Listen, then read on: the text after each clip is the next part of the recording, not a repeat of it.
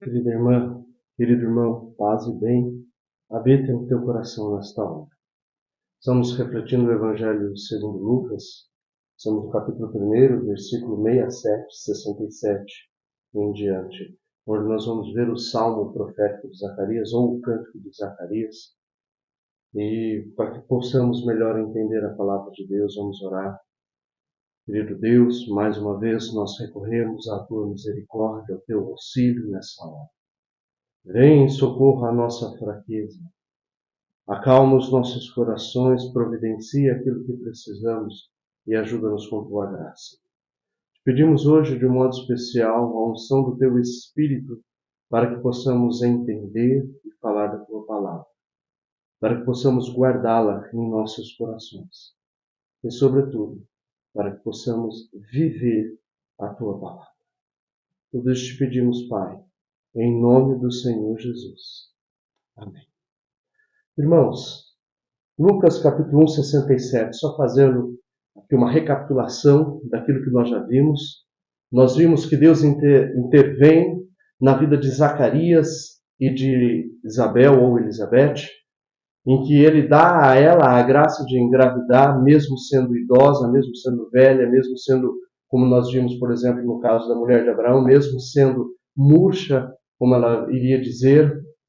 E Deus age poderosamente na vida de Isabel e de Zacarias. Nós vemos também a intervenção de Deus na vida de Maria, e através da intervenção na vida de Maria, onde ele faz a virgem engravidar sem o auxílio de homem, ele intervém, na verdade, em toda a história humana. Ele intervém na sua história e na minha história.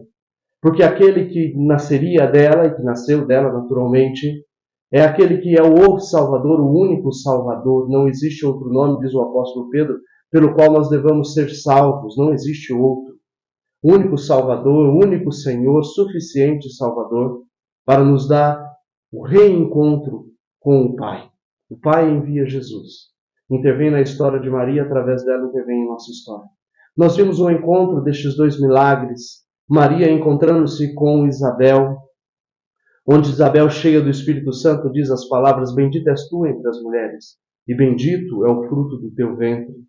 Nós já vimos as várias lições que podemos tirar disso, o que a Sagrada Escritura nos traz.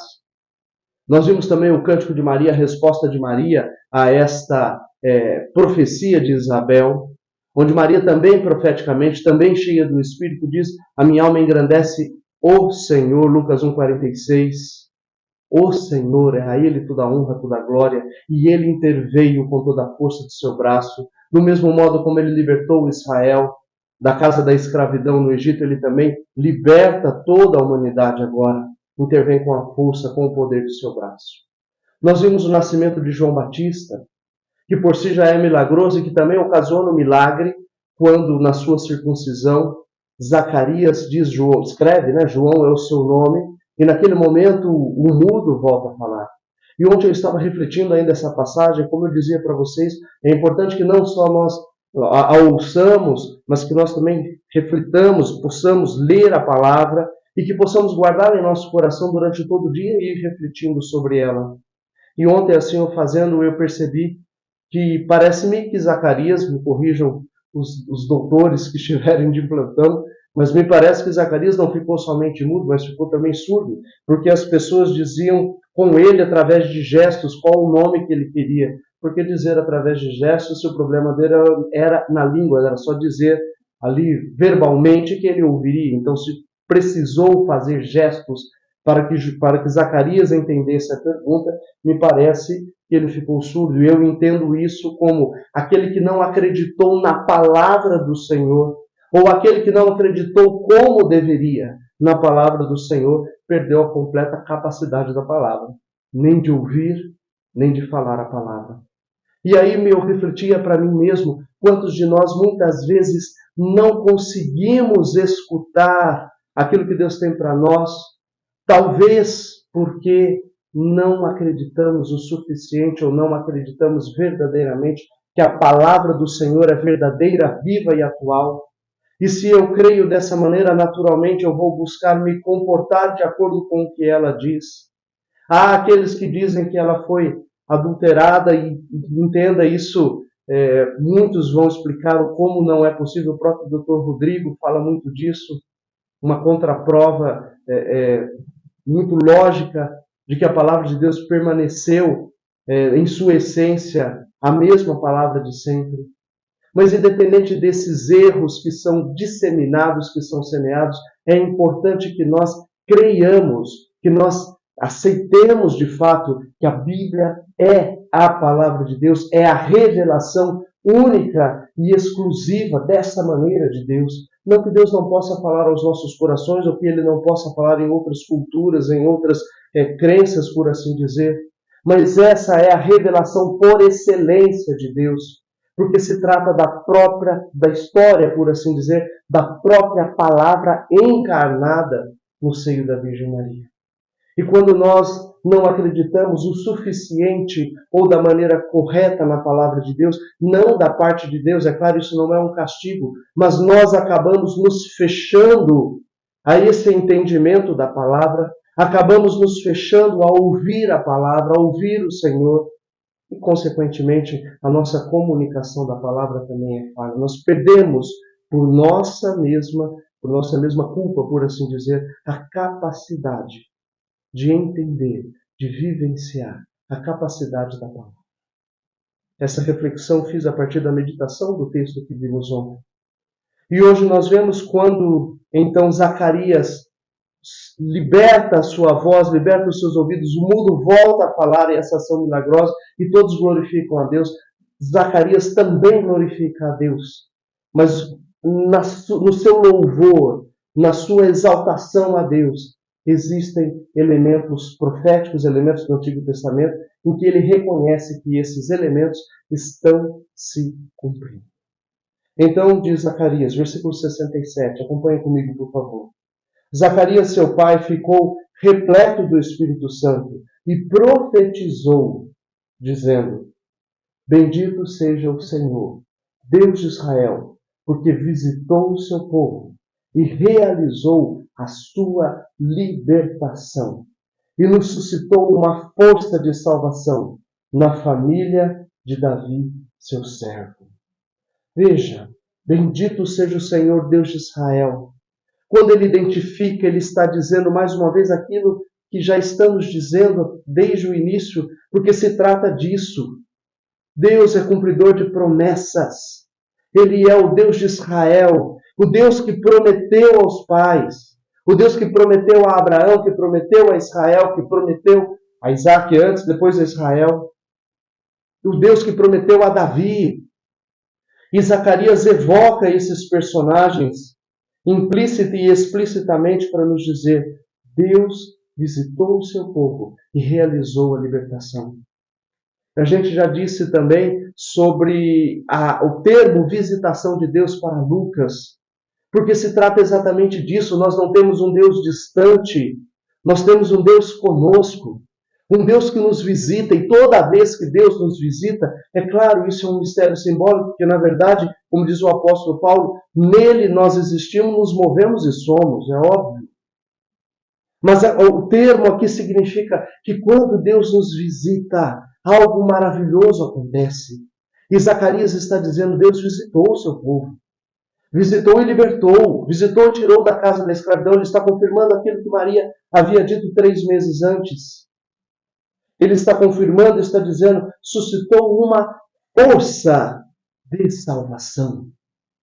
É o poder de Deus que está agindo na família de Davi, evocando as promessas feitas a Davi.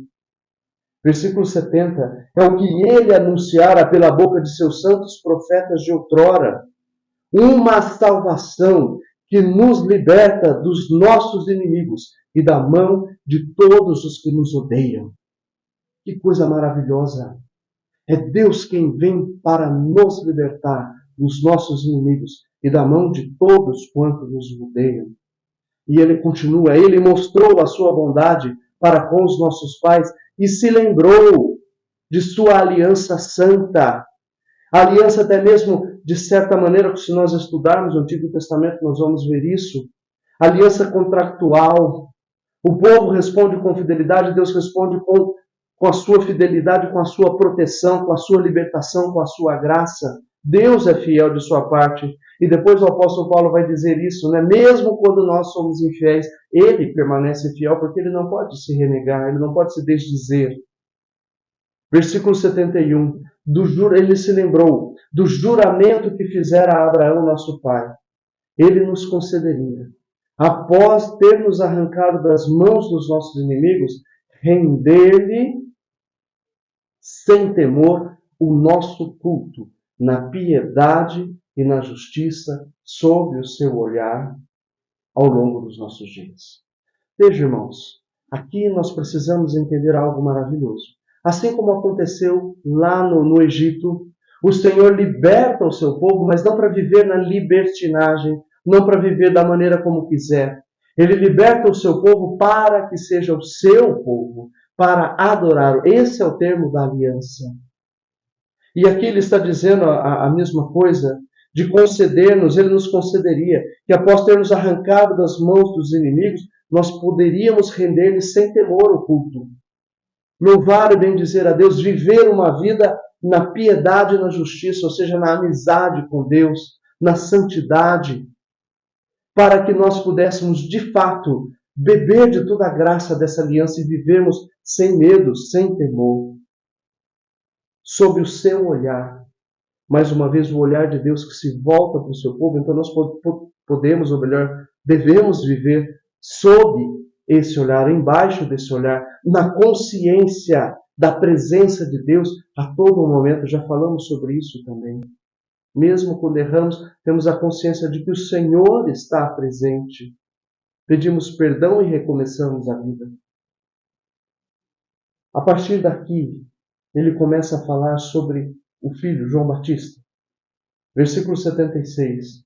E tu, menino, serás chamado profeta do Altíssimo, pois caminharás à frente, sob o olhar do Senhor, mais uma vez, para preparar os seus caminhos, para dar ao seu povo o conhecimento da salvação por meio do perdão dos pecados. Veja, aqui ele já está direcionando, não se trata de um messianismo político, de um triunfalismo político, mas se trata da salvação por meio do perdão dos pecados. E ele profetiza que João Batista fará isso. Que ele de fato é aquilo que o profeta anunciou, a voz que clama no deserto, preparai o caminho do Senhor, endireitai as suas veredas. Ele vem à frente daquele que vai nascer de Maria, Jesus de Nazaré. Ele vem à sua frente preparando o povo para ele. E dar a conhecer que essa salvação vem através do perdão dos pecados. E olha que lindo, versículo 78. É o efeito da bondade profunda do nosso Deus. O perdão dos pecados não vem das suas práticas, das suas atitudes, mas vem da bondade profunda de nosso Deus, naturalmente, do seu arrependimento. Senão não faz sentido.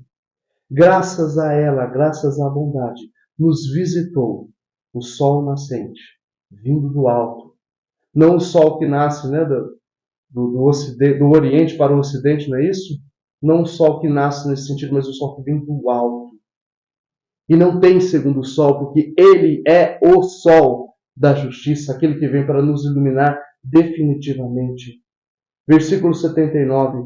Ele apareceu aos que se acham nas trevas e na sombra da morte, a fim de guiar os nossos passos no caminho da paz. É o sol que ilumina a minha vida. É o sol que ilumina a tua vida. É o sol que vem para nos iluminar, para nos guiar no caminho da paz. Versículo 80. Quanto ao menino, ele crescia e o seu espírito se fortalecia e esteve nos desertos até o dia da sua manifestação em Israel. Aqui nós encerramos esse primeiro ciclo. A partir do próximo tema, no capítulo 2, nós já vamos entrar no nascimento de Jesus. E aqui encerramos o primeiro ciclo de João.